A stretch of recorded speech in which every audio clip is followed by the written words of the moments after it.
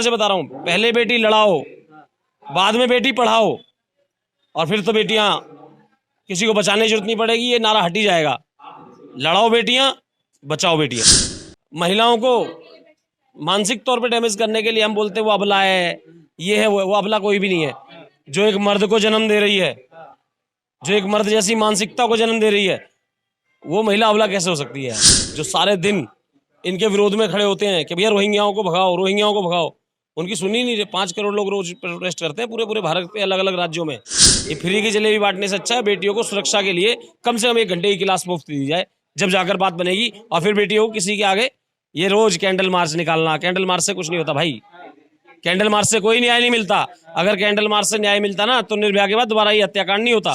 जातिवादक सिर्फ आपको तोड़ने का काम करती है, आपके भारत का सत्यानाश करने का काम कर रहा है जातिवाद। इसके अलावा और कोई काम नहीं कर रहा है। जातिवाद में ना बटें, ना कटें, ना छटें, एक रहें, नेक रहें, विरोधियों को जवाब देते रहें। तो आज भारत की जनता को ये चुनने का समय आ गया है कि आपको देश के अंदर तोड़ने वाला नेता चाहिए जातियों में, या देश को जोड़ने वाला नेता चाहिए। तो हम जोड़ने वाले नेता के साथ हैं, हम माननीय योगी आदित्यनाथ जी के साथ हैं। आप निश्चय कीजिए आप किसके साथ हैं। सर नमस्कार, क्या नाम? मेरा नाम आजाद विनोद है और सुदर्शन वाहिनी नाम की एक संस्था है, उसका राष्ट्रीय अध्यक्ष और संस्थापक मैं हूँ। तो जिस तरीके से लगातार आप देख रहे हैं कि किस तरीके से यहाँ पर देश के अंदर केसेस बढ़ते जा रहे हैं महिलाओं के, मतलब जो रेप केस हो या फिर लगातार जो छेड़छाड़ के जो केसेस हैं वो देखने को मिलते रहते हैं, तो क्या लगता है देश के अंदर महिला सुरक्षा है? महिला बिल्कुल भी सुरक्षित नहीं है और उसके 2 कारण हैं।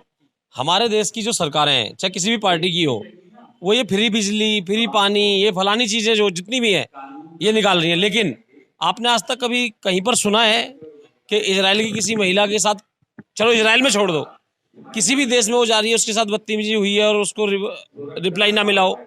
भारत के अंदर जैसे ये ईमानदार टैक्स पेयरों का पैसा ये नेता हराम में लुटा रहे हैं ना, फ्री की सेवाएं दे देके, कम से कम इनको एक नियम बनाना चाहिए कि भारत के अंदर महिलाओं को कम से कम 6 महीने की सेल्फ डिफेंस की ट्रेनिंग दी जाए, ताकि वो लोग जब वो कहीं रोड पर निकल रही हो ना तो वो ये बार-बार पीछे देखती ना चले कि मेरे पीछे तो कोई नहीं आ रहा, अगर मेरे साथ कोई हो गया तो कौन मेरे को बचाएगा? क्योंकि भारत के अंदर सहयोग करने वाले नहीं, रील वायरल करने वाले लोग ज्यादा मिलेंगे। और इस संसार में ही नहीं, हमारे धर्म में भी लिखा है, जो अपनी रक्षा स्वयं करते हैं ना, विजय उन्हीं को मिलती है। दूसरों के कंधों पर सिर्फ अर्थियां अच्छी लगती हैं, जिम्मेदारियां अपने कंधों पर होती हैं। और मैं उन बहनों को भी संदेश देना चाहूंगा, भारत के संविधान के अंदर आपको एक राइट दिया गया है भारत का नागरिक होने के नाते, कि आप अपनी रक्षा सुरक्षा के लिए आप किसी की अगर आवश्यकता पड़ती है तो उसकी हत्या भी कर सकते हैं। अरे भैया, अगर आपके पास शस्त्र नहीं है तो रोड पर पड़ा हुआ पत्थर उठा के मार दो, वो तो दूर से ही है ना, उसके लिए तो कोई लाइसेंस की आवश्यकता नहीं है। लेकिन यहां पर हम कर क्या रहे हैं? रोज एक नया महिलाओं को मानसिक तौर पे डैमेज करने के लिए हम बोलते हैं वो अबला है, ये है, वो अबला कोई भी नहीं है। जो एक मर्द को जन्म दे रही है, जो एक मर्द जैसी मानसिकता को जन्म दे रही है, वो महिला अबला कैसे हो सकती है यार? उसी की कोख से तो मर्द पैदा होता है ना भाई।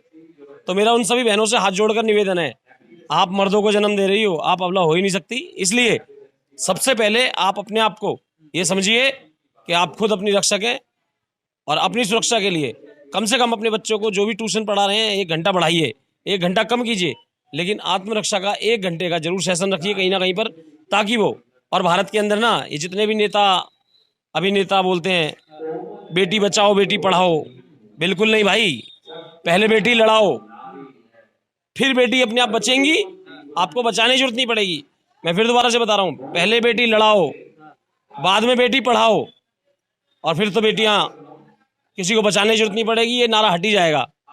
लड़ाओ बेटियां, बचाओ बेटियां। मैं इस विषय में ना क्या नाम है, सरकार की बात नहीं बोलूंगा। ये एक बहसी मानसिकता है, एक ऐसी मानसिकता है कि महिलाओं का शोषण करना हमारा अधिकार है और हम मर्द हैं तो हम कुछ भी कर लेंगे, या ऐसी कुछ। मैं इसमें सरकार का हाथ नहीं बोलता। हाँ, ये जरूर बोलता हूँ कि सरकार की एक लापरवाही है कि सरकार को हर जगह पर, भाई कानून, आप सजा दोगे, मृत्यु दंड दोगे, ऐसी कंडीशन आने क्यों दे रहे हो यार? आप अपनी बहन बेटियों को शस्त्र नहीं दे सकते तो कम से कम अपने राज्य के अंदर, मैं फिर दोबारा से वही बात बोलना चाहूंगा, जो फ्री की जलेबियां बांटते फिर रहे हो और योजनाओं के माध्यम से, एक योजना ये भी निकाल दो कम से कम 6 महीने की कंपलसरी हर बेटी को स्कूल के अंदर या कहीं पर भी किसी भी स्कूल में जाती है, प्राइवेट में या किसी में, बिल्कुल मुफ्त। अगर प्राइवेट में वो बच्चियां हो तो प्राइवेट वालों को, स्कूल वालों को आदेश करो कि भाई एक कैंप चलाएंगे, आप एक अपना पीरियड निकालेंगे जिसमें बच्चों को सेल्फ डिफेंस सिखाई जाएगी और उसकी कोई भी उसका भुगतान नहीं किया जाएगा। सरकारी स्कूल में भुगतान नहीं किया जाएगा। ये फ्री की जलेबी बांटने से अच्छा है बेटियों को सुरक्षा के लिए कम से कम 1 घंटे की क्लास मुफ्त दी जाए, जब जाकर बात बनेगी। और फिर बेटियों को किसी के आगे ये रोज कैंडल मार्च निकालना, कैंडल मार्च से कुछ नहीं होता भाई, कैंडल मार्च से कोई न्याय नहीं मिलता। अगर कैंडल मार्च से न्याय मिलता ना तो निर्भया के बाद दोबारा ये हत्याकांड नहीं होता। इसलिए मोमबत्ती कायरों के हाथ में अच्छी लगती है, वीरों के हाथ में सिर्फ एक ही चीज अच्छी लगती है। और भाई नवरात्रे आने वाले हैं, हमारी किसी भी देवी के हाथ में ऐसी कोई देवी नहीं जिसके हाथ में खड़ग नहीं है, त्रिशूल नहीं है, तलवार नहीं है। सब चलाना जानती हैं, लेकिन हम लोग भूले बैठे हैं। मर्द को जन्म देने वाली महिला अबला बताई जा रही है। कोई अबला नहीं है, तुम्हारे कर्म अबला हैं। अगर तुम नहीं लड़ोगे तो वो पुरुष भी अबला है, और अगर लड़ना चाहोगे तो वो महिला भी पुरुष से ज्यादा बलवान है। मैं यहाँ पर ना थोड़ा सा एक चीज बोलना चाहूंगा। वैसे तो मैं बोलने का इसलिए मन नहीं रखता क्योंकि मेरे लिए महिलाएं, चाहे वो किसी भी धर्म की हो, किसी भी पंथ की हो, मेरे उनके खिलाफ ना कोई भी टिप्पणी नहीं है। वो महिला है, मातृशक्ति है, वो है। लेकिन हम ऐसे बहुत सारे लव जिहाद के केसों में जाया करते थे जहां पर स्वाति मालीवाल पक्षपात किया करती थी अपनी पार्टी की मानसिकता के अनुसार, जबकि हम लोग भी हिंदूवादी हैं, हम खुलकर मुस्लिमों का विरोध करते हैं, उनकी गलत नीतियों का विरोध करते हैं। लेकिन जब एक महिला की बात आती है ना, तो हमने कभी भी आज तक ये भेदभाव नहीं किया कि वो महिला मुस्लिम है या बलात्कारी मुस्लिम है। जो गलत है वो गलत है। अभी जो डॉक्टर वाला हुआ है वो कोई मुस्लिम है नहीं है ना, हिंदू है ना, लेकिन सब खड़े हैं ना उसके खिलाफ। तो मेरा कहने का मतलब है स्वाति मालीवाल अपने ही कर्मों की सजा भुगत रही है आज। जब हम जाया करते थे ना इसके पास, तो ये लव जिहाद वाले मैटरों में बिल्कुल ही अपने आप को पीछे खींच लेती थी, क्योंकि कहीं ना कहीं इसे लगता था कि यही राजनीतिक पोषण आम आदमी पार्टी को जो पोषित कर रहा है वो कहीं ना कहीं हमारे से अलग हो जाएगा अगर हमारी महिला आयोग ने इनके खिलाफ कार्रवाई की। तो उसके अपने कर्म है, जैसा कर्म करेगा वैसा फल देगा भगवान। हमारे तो गीता में लिखा हुआ है कर्मण्येवाधिकारस्ते मा फलेषु कदाचन। तो यहाँ पर जो है ना, कर्म का फल तो आपको प्राप्त होगा। और स्वाति मालीवाल उसी कर्म का फल भुगत रही है। वैसे मैं चाहूंगा कि भगवान आगे आपको सद्बुद्धि आ गई हो, अगर आप फिर कभी किसी महिला की रक्षा करने के आए तो ये भेदभाव बिल्कुल ना करें कि वो हमारी पार्टी को फायदा देगा या नहीं देगा, वो किस धर्म का है किस धर्म का नहीं है। महिला होती है, मातृशक्ति सम्मान योग्य होती है, और उसका बगैर कलर, बगैर जाति, बगैर धर्म के भेदभाव के उसकी सुरक्षा, रक्षा और उसके समर्थन में खड़ा होना पड़ता है। घुसपैठियों का तो भाई विरोध करेंगे ना, घुसपैठिए का विरोध तो कोई भी करेगा। अगर आपके देश के अंदर, या देश छोड़ो यार, अभी हम बात करते हैं पर्सनली, क्या तुम्हारे घर के अंदर कोई घुस जाए तो तुम क्या करोगे? चलो ये बताओ। तुम्हारे सुविधा जो तुमने धन से कमा रखी है, जो सारे दिन पूरे महीने मेहनत करते हो और उसके बाद सैलरी मिलती है, उससे जो तुम अपने घर के अंदर राशन, सुविधाएं, बेड ये सब चीजें लेके आते हो, उस पर कोई आकर बाहर वाला सोए, उसको बाहर वाला खाए, उसको बाहर वाला देखे, उसको बाहर वाला इस्तेमाल करे, तुम क्या करोगे भाई? विरोध तो करोगे ना। तो वही प्रीत कर रहा है, तो उसमें दिक्कत क्या है यार? प्रीत वही काम कर रहा है जो उसे करना चाहिए। वो देश के मुसलमानों को तो नहीं बोल रहा बाहर चले जाओ। अवैध चीज जो भारत की भूमि है, जिन्होंने अवैध रूप से कब्जा रखी है, उनके खिलाफ कर रहा है। तो उसको करने में दिक्कत क्या है? मंदिर भी टूट रहे हैं जो गलत कर रखे हैं। तो ऐसा कुछ नहीं है। जो इनक्रोचमेंट है अनलीगल, वो टूटनी नहीं चाहिए, चाहे कोई भी हो। देखिए, वो कानूनी रूप का मामला है और वो क्या हुआ है वो उसकी बात है, लेकिन इसकी जांच होनी चाहिए कि भाई अगर बांग्लादेशी रोहिंग्या इस देश के अंदर आकर अवैध रूप से रह रहे हैं और हमारे देश के ईमानदार टैक्स पेयर का पैसा इन पर फिजूल में ये सरकारें लुटा रही हैं और उनके जाली दस्तावेज बनाकर उनको यहाँ का जबरदस्ती का नागरिक बनाया जा रहा है, तो ये बिल्कुल गलत है। वो जांच करने के बाद इनके खिलाफ कार्रवाई करनी चाहिए, चाहे कोई भी राजनेता उसमें शामिल हो, चाहे कोई अधिकारी शामिल हो, चाहे कोई भी व्यक्ति शामिल हो, उसमें उनके खिलाफ कार्रवाई होनी चाहिए। और अगर भाई प्रीत सिंह जो कर रहा है अवैध मस्जिदों के खिलाफ, अवैध मस्जिद का मतलब क्या है भाई? वही है ना, तुम भी तो कई मंदिर टूट गए ना। तो इसलिए ये जो इंक्रोचमेंट के बारे में है, ये ज़्यादा इतना विषय नहीं है गिरफ्तारी का, वो कानूनी रूप की बात है, वो अपने आप देखते रहेंगे। उन्होंने तो बोल रखा है कि पूरे विश्व का मुसलमान हमारा अपना है। हम अपने पूरे विश्व के हिंदुओं को खाली ये बोल कर के आप सब हमारे हो, खाली बोलने से बात नहीं बनती है कि मैं बताओ तुम्हारे साथ कैसे खड़ा हो सकता हूँ। भाई खड़े हो जब महसूस होगा, बोलने से नहीं होगा। भारत के अंदर क्या, किसी भी देश के अंदर, किसी भी देश का कोई भी धार्मिक या गैर धार्मिक या वहाँ का बहुसंख्यक किसी भी देश में घुसपैठ करके उस देश पे कब्जा नहीं कर सकता और वहाँ की कोई भी सुविधा का लाभ नहीं उठा सकता और उसको घुसपैठियों को मारकर बाहर भगाना चाहिए देश के। जो काम ये लोग कर रहे हैं, सरकारें क्यों नहीं कर रही हैं?